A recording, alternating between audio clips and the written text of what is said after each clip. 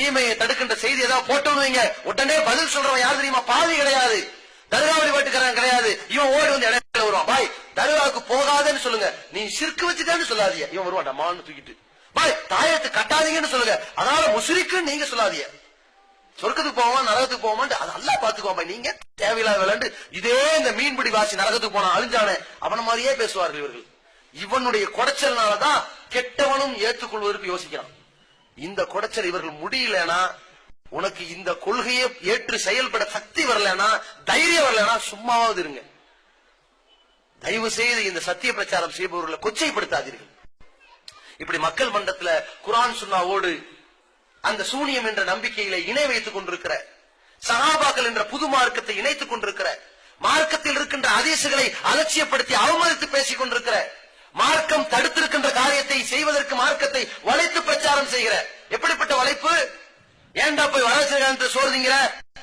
ஏன் பெண் வீட்டு விருந்த சோறு திங்கிற? நான் சோறு திங்க வேணாம் தான் நினைச்சேன், ஒரு ஹதீஸ் என்ன தடுக்குது. பயங்கரமான இறைச்சம். என்னப்பா தடுக்குது? நபிகள் நாயகம் சொல்லி இருக்கிறார்கள், விருந்தை புறக்கணித்தால் பக்கத்து அசல்லாக ரசூல், அவன் அல்லாஹ் ரசூலுக்கு மாறு செய்து விட்டான். அப்படி ஒரு நபி வழி யோசிச்சு பாக்குறேன்.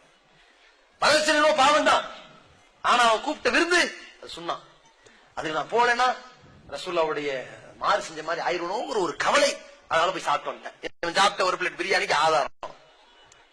அந்த ஹதீஸ் ரசூல் இப்படி சொல்லுவாங்களா? முதல்ல ஒரு இடத்துல போய் ஒரு தீமையை அங்கீகரிக்கிறது திங்கிறது தான். அதனால்தான் ரசூலுல்லாஹி ஸல்லல்லாஹு அலைஹி வஸல்லம் அவர்கள் ஒரு வீட்டுக்கு போறாங்க, பாத்திமா அவர்கள் விருந்து கலைத்தார்கள். வீட்டுக்கு போனாங்க, விருந்து நல்ல விருந்து தான், ஆனால் வீட்டின் வாசல்ல திரைச்சீலை இருக்கிறது, அதுல உருவப்படம் பொறிக்கப்பட்டிருக்குது. ரசூலுல்லாஹ் உடனே புறக்கணிச்சு வந்தாங்க. எதை? திரைச்சீலையையும் விருந்தையும் சேர்த்து புறக்கணித்தார்கள். ஏன்? விருந்த சாப்பிட்டால் இந்த உருவப்படத்தை அங்கீகரிச்சதுக்கு சமம், அதனால புறக்கணித்தார்கள். அதை செய்தார்கள். ஏன் ரசூலுல்லாஹ் புறக்கணித்தது? ரெண்டு, ஒன்னு தீமையையும் அந்த தீமை நடந்த சபையையும் அங்க இருக்கின்ற தீமையையும் சேர்த்து புறக்கணித்தார்கள். இந்த ஆள் பண்றான், தீமையை புறக்கணிப்பானா, கொடுக்கறலாம் வாங்கி திம்பானா? இப்படி ரசூலுல்லாஹ் சொல்லிருப்பாங்களா? விருந்தை புறக்கணித்தால் அவன் என்னை சேர்ந்தவன் சொல்லிருப்பாங்களா? முதல்ல ரசூலுல்லாஹ் என்ன இடத்துல சொன்னார்கள் யோசிச்சு பாருங்க. ரசூலுல்லாஹ் குறிப்பிட்டார்கள், நீ ஒரு விருந்தை கொடுப்பதா இருந்தால் பணக்காரனை கூப்பிட்டு ஏழையை விட்டாத, ஏழைக்கும் கொடு பணக்காரனும் கொடு. நீ விருந்தில் கலந்து கொள்வதாக இருந்தால் பணக்கார வீட்டுக்கு போய் சாப்பிட்டுட்டு வர்றது மாதிரி ஏழை அழைத்தாலும் போய் சாப்பிடு. ஏழை என்பதற்காக வேண்டி அவனை துச்சமா நினைக்காத. என்னிடத்தில் ஒரு பேரிச்சம்பழத்தை கொடுத்தாலும், ஆட்டின் கால் குழம்பு கொடுத்தாலும் அது ஏழை கொடுத்தான் என்று அற்பமா நினைக்க மாட்டேன், வாங்கி சாப்பிட்டுருவான். ஏன்? ஏழை கொடுத்தான் என்று துச்சமாக நினைத்து விருந்தை புறக்கணித்தால் அவன் என்னை சேர்ந்தவன் இல்லைன்னு. இந்த ஹதீஸ இவன் பண்ற அயோக்கியத்தனது விஷயத்தான் பத்தியில இவர்களை விட்டு எச்சரிக்கையோடு இருங்கள்.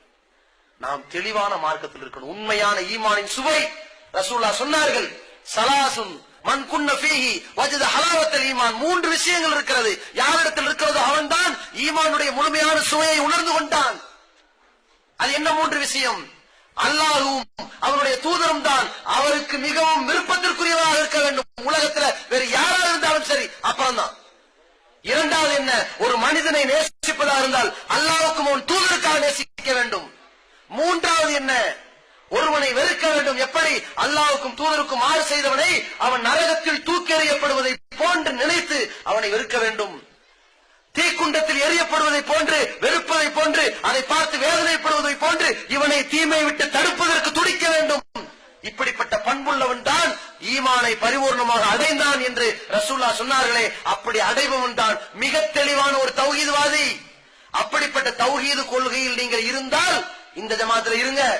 ஏழு ஜமாத்துல காலை உயர்த்திட்டு நானும் தௌஹீத் ஜமாத்துன்னு பேஸ்புக்ல போட்டோ போட்டுட்டு கொடியோட நின்றுகிட்டு பொதுக்கூட்டத்தில் போக்கஸ் பண்ணிட்டு நான் இதோ கிளம்பி விட்டேன் பொதுக்கூட்டத்திற்கு, இதோ போராட்டத்திற்கு, இதோ கூட்டம் வந்து விட்டது, இதோ பேச்சாளர் வந்து விட்டார் என்று பீலா விட்டு விட்டு கடைசியில் நானும் தௌஹீத்வாதி என்று இருந்து விட்டு கல்யாண நேரத்தில் கலந்து ஓடுகிறானே, அந்த தௌஹீத்வாதி வேண்டாம்.